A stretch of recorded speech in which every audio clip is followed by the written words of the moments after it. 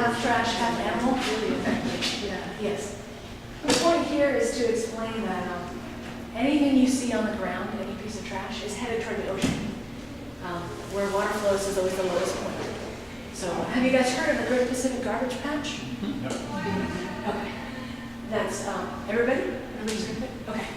It's a group, it's an area in the Pacific Ocean off of California, between California and Hawaii, where the currents kind of come in and there's like a dead zone. There's not much movement there. So anything that can't swim ends up being caught there. So plankton, which is 90% of the biomass of the ocean, is baby things, phytoplankton and mytoplankton, or zooplankton. And plastic will get caught in there too. So anything that washes out to sea ends up in this thing called the Great Pacific Garbage Patch. And we don't exactly know how big it is, but we do know that it runs from the surface all the way to the bottom of the water column, and that despite the fact that more plastic is being added all the time, it doesn't seem to be getting bigger because it's breaking down. The plastic is breaking down into smaller pieces. Now, there are two kinds of albatross that breed in the United States on the northwestern Hawaiian Islands. Those are large birds that do cross a lot of ocean. Anyway, we've got the lace-end albatross and the black-footed albatross. And when the parents go out, before the chicks know how to fly, they'll go and they'll pick up food and bring it back to the islands and throw up in the chicks' mouths so they have something to eat. And then before the chicks fly for the first time, they have to throw up again. And instead of like an owl pellet, it's called a bolus. So naturally, or normally they pick up things like there'd be squid beaks and straw and mud in that bolus. But there was some research done, and in every bolus tested, 100% of them had some plastic in there too, because the albatross would pick it up.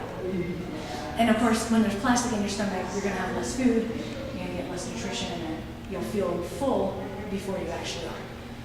So we found out that the black-footed albatross tend to pick up toy cars, and the lace-end albatross tend to pick up fishing line. So I always say, if you guys have a chance to pick anything up on your way, it will be helpful. But it's not completely negative.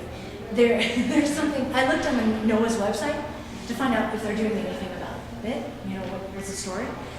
And they're not doing anything about the Great Pacific Garbage Patch right now. Partially because, as I said, there's a lot of plankton there too. So if you just fished everything out, it might do more harm than good.